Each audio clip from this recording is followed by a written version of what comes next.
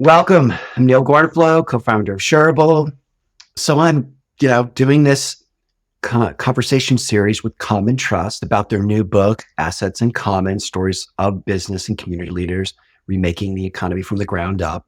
It proposes this ambitious but pragmatic pathway for scaling the shared and steward ownership economy, and it backs it up with deeply researched case studies and analysis. Today is episode 4 with Chelsea Robinson, Charity May, and Jay Standish. In our last episode, we talked about the structural aspects of these ideas. Today, we continue this focus, plus the cultural and other less tangible but equally important infrastructure. So welcome back. Okay, you introduced yourselves already in prior episodes, but just for those who are maybe just joining us for the first time, each of you share your name, title, and affiliation just for a review, or for new people. Full bios are in the show notes. Charity, let's start with you. Thanks. Hello, everyone. My name is Charity May. I'm the principal and founder of Sacred Futures, and I am a senior researcher and co-author for this project and the book Asset Income. Jay? My name is Jay Standish. My background is as an entrepreneur in the community living world. And in this project, I'm a senior researcher and a co-author of the book. Chelsea. Hi, everyone. I'm Chelsea Robinson, and in this room, I'm a project manager and a book editor. And while we had Chelsea, let's start with you. Explain the theme we're focusing on today. Yeah, absolutely. So we've already had a couple of really amazing episodes, and the one we just did, we were really digging into legal structure and holding companies and multi-stakeholder co-ops and governance and economic interest. And in this conversation, we're really going to be diving deep into what does it look like to connect assets in common in the context where you're not putting them under one roof. So we're going to be talking about all the different kind of, like you said, intangible, but also financial and contract-based interdependence that we've seen in our examples. So we'll be talking about money moving and loans and supply chains and markets and all the kinds of things that glue together assets in common that are not necessarily always about putting them under one roof. So that's where we're headed today. Yeah, great. And you talked about Inspiral in the last episode, and that there was a transition to being a network structure. Can you briefly describe that structure and process and shift? One reason I wanted to just bring this up in this episode is because Inspiral is another interesting example of when businesses or assets are not necessarily fully, wholly owned by one entity, but they're choosing to opt in to being in relationship with each other. And so in Inspiral, some of the financial interdependence that exists is there's a group of businesses and a group of people who are all members of, quote unquote, the Inspiral network, who are weaving in their financial and in-kind contributions to support each other to succeed.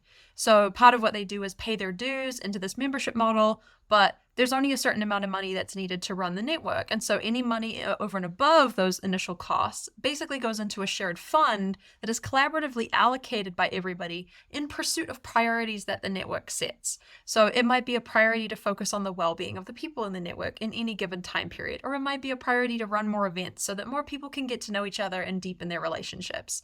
And again, that's that way of connecting business entities and people in a highly relationally oriented way that is basically saying we're going to share resources, even though we're not all one entity, we're not all one mega corporation, we're not all a holdco, but we're going to share resources and prioritize each other's business development and personal development to make all of our work more impactful as a whole. So it's just an interesting way of looking at that through that lens of connectedness without necessarily being under one roof. Yeah, thanks for that. And I know you guys use a software package called Co-Budget. There's some other tools that you've developed collectively, right, for the network. Yeah, tell me a little bit about that, just real quick. Yeah, software is very related to culture, which I know is something we also want to get to today. And in Inspiral, software was a way of codifying culture. And so there were cultural processes that were happening in Inspiral that were looking at how do we share money transparently? How do we collaboratively determine our priorities? And so a number of pieces of open source software were created in order to make all of these goals be achieved. And so they were being run almost in a sort of long division methodology of getting people in the same room and using Post-its or voting in a spreadsheet. And at a certain point, there's value in transferring your culture into more codified process so that it stands the test of time, especially through leadership transitions and similar. So products like Lumio.org, CoBudget, and also a financial management tool called My and Spiral are all part of that kind of system of software, that codified culture. Nice. Yeah. While we're talking about culture, and a question, kind of roundtable question for the group, there's this old Peter Drucker saw culture eats strategy for breakfast. Does this idea hold up in this context? Is it more important maybe or less important in this space? And also maybe you can share an example of where culture was like a key success factor. I would start with sharing an analogy, and I think it's relevant to the conversation we're having today at the connective tissue of how do we make these structures work towards the purpose. And Chelsea, I love what you just shared at the end in terms of the software itself codifying the culture. Culture in and of itself, I like to think about it as the space in between, the substance that's in between relationships and how people are interacting. And we can be really intentional about how those things develop within an enterprise and a business, and take it a step further to truly instill it and instate it or enshrine it. I think that's one of the things that we are highlighting from many of these case studies, was looking at how do we embody within our enterprise these intrinsic values that we hold really strong and dear. Is there a legal structure? Is there a financial mechanism? Is there a software that will allow us to express these deeply set values that we have? And there are many examples. I'm thinking of, I mentioned this in a previous episode, but speaking briefly about Sardix, because it's another software digital platform that allowed for connectivity between small and medium enterprises. And when small and medium enterprises sign up to become members and participate in the platform, they're signing a membership agreement. So there is a contract that they're agreeing to, but they are agreeing to ensure that they participate within the same rules. So there are set rules that are identified that allow this digital platform to work, to ensure that there is a match between one business and another business to be able to make a trade without using conventional dollars.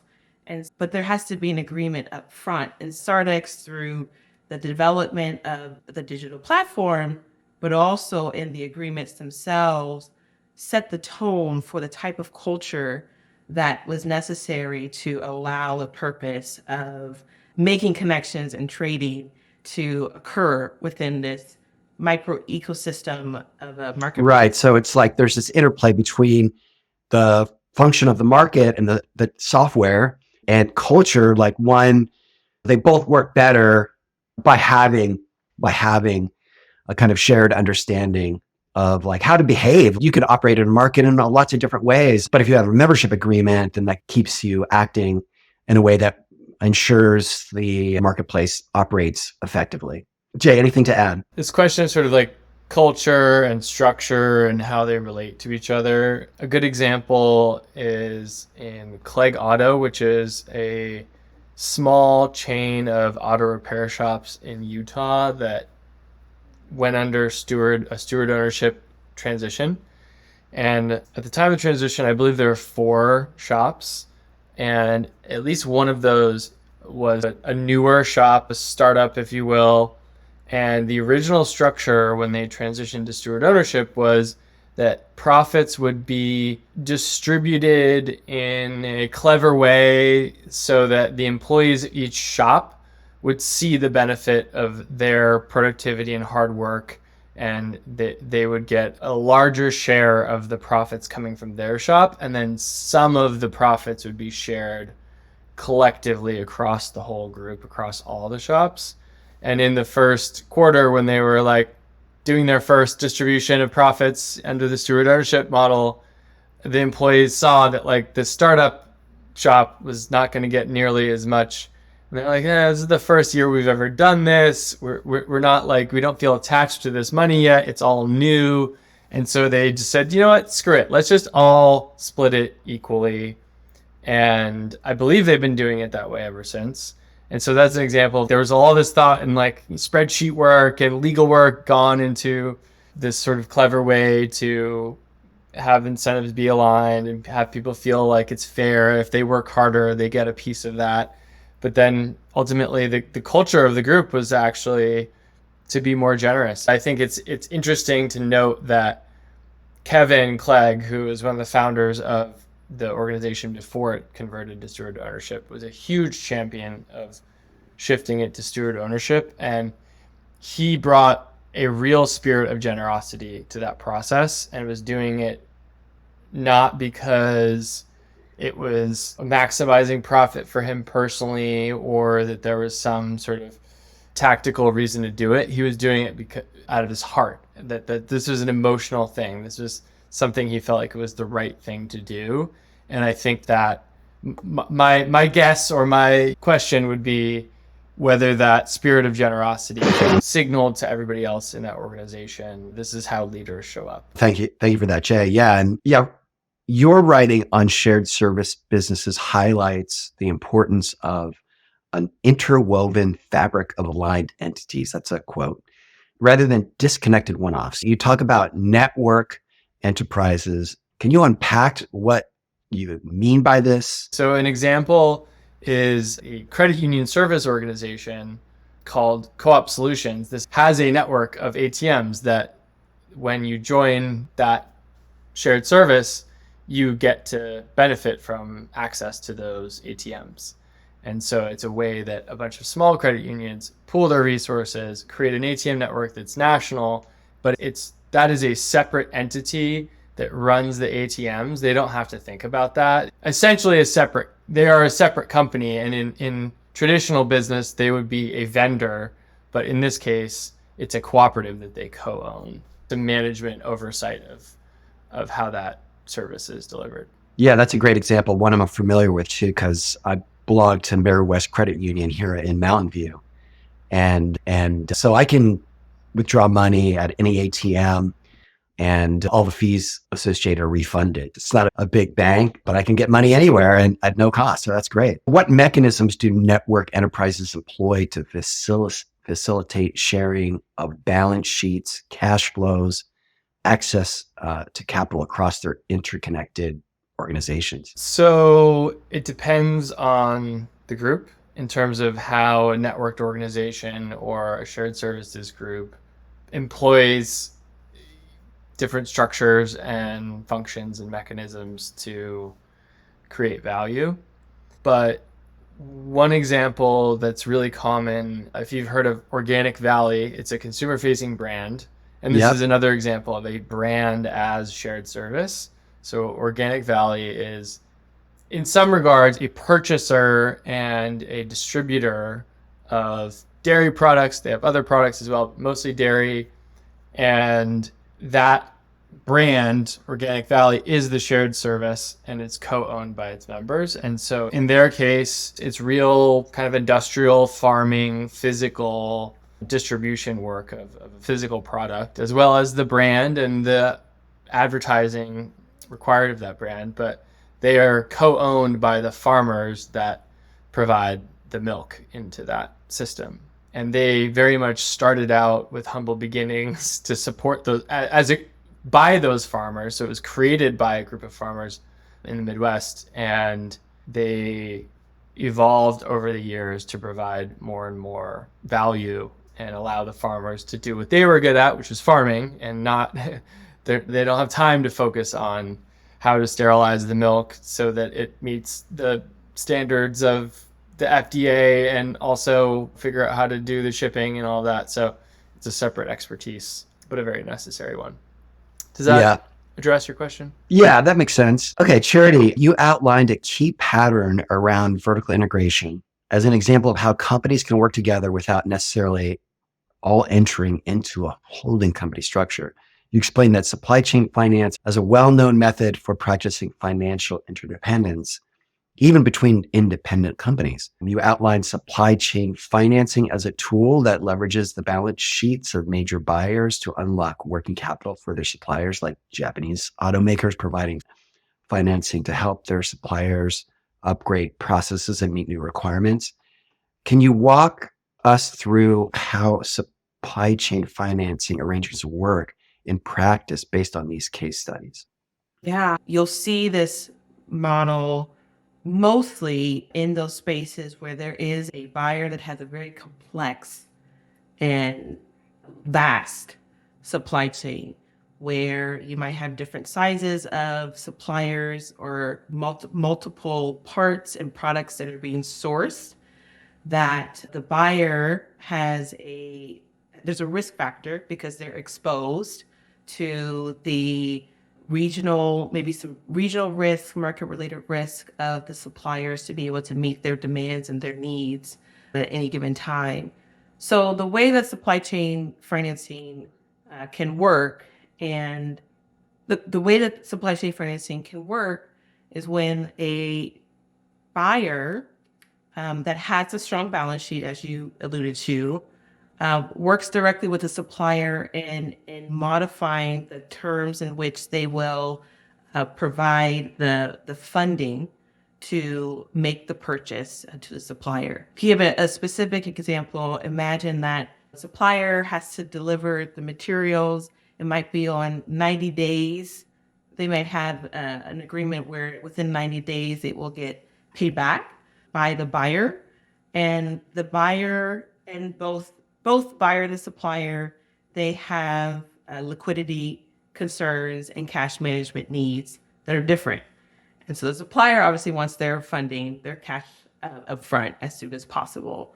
The buyer, they might want to take their time for any given reason, but there's often a power dynamic. So in some instances, supply chain financing, a financial intermediary might apply funding to the supplier at the terms that the supplier needs. So instead of 90 days, maybe they get back their funding in 30 days, doesn't necessarily have to pay until, say, 120 days, and they pay the financial intermediary. So that's one example. Without the financial intermediary, there might be a scenario where the supplier to sweeten it up for the buyer and say, we'll give you a 5% discount or a little bit more of a discount if you can pay us sooner, pay us up front. Again, depending on the size and the complexity of the buyer, whether or not they might lean into that. But those are two examples of how supply chain financing work.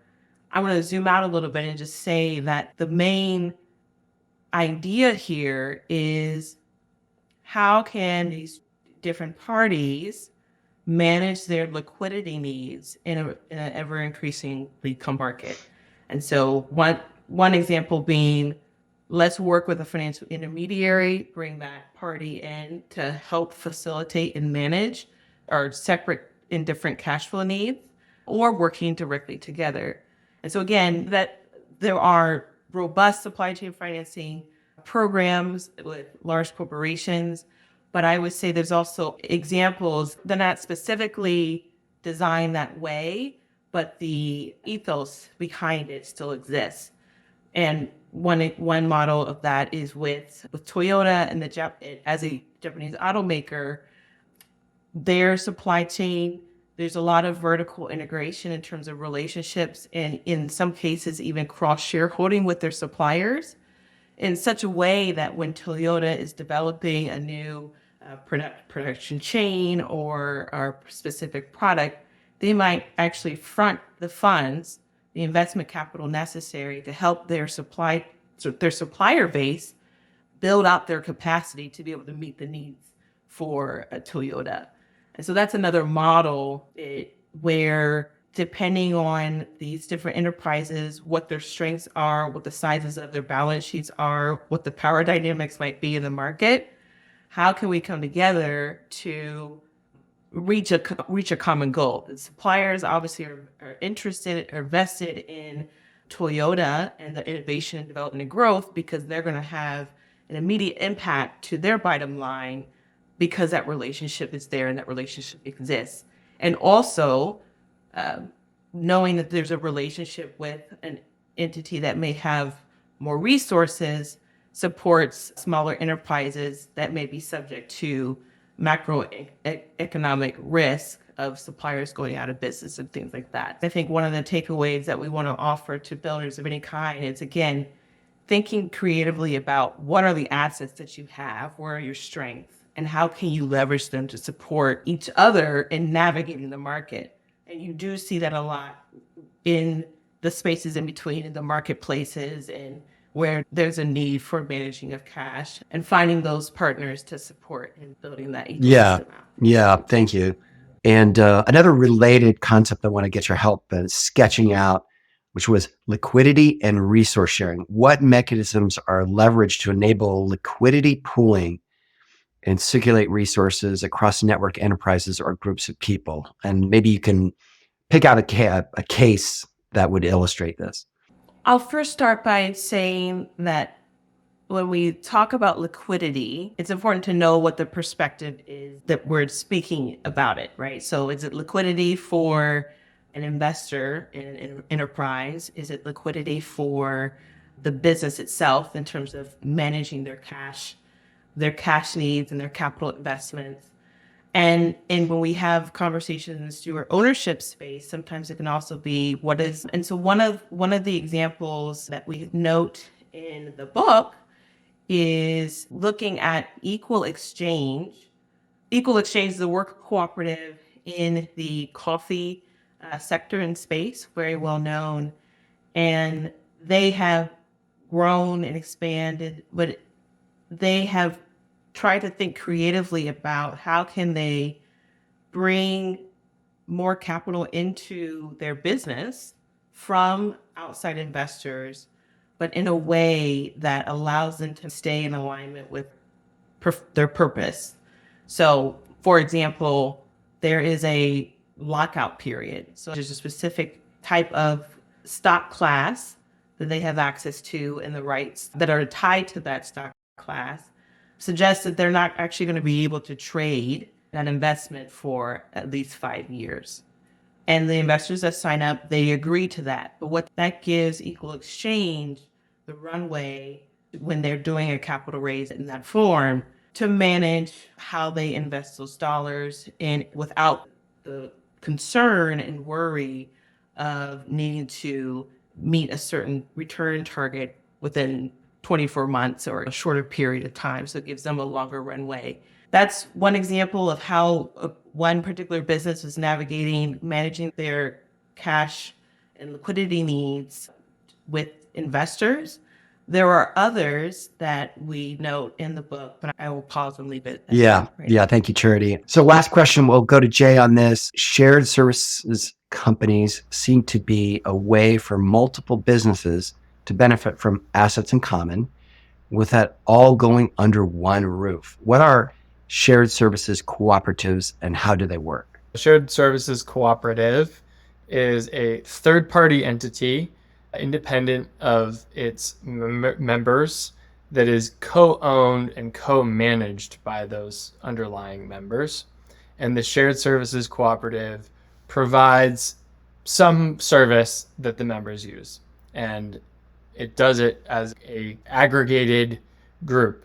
We've given the example of Carpet One as a shared service in a previous episode that aggregates the purchasing of flooring material for independent small stores and allows them to get better prices. Organic Valley, the dairy cooperative that serves as a brand, but also aggregates the supply of farmers that co-own Organic Valley as brand. And there are also shared services groups that do IT and high technology services to things like regional utilities that all have similar IT needs and pool their IT services under a shared services cooperative.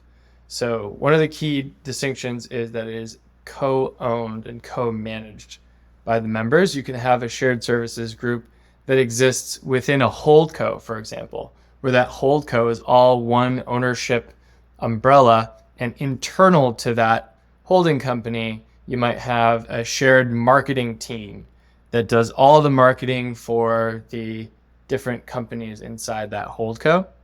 That's different than a shared services cooperative, which is a third-party external entity servicing multiple owners. Yeah, that makes sense. The Mondragon Corporation is a good example where they have shared service organizations within their network, right?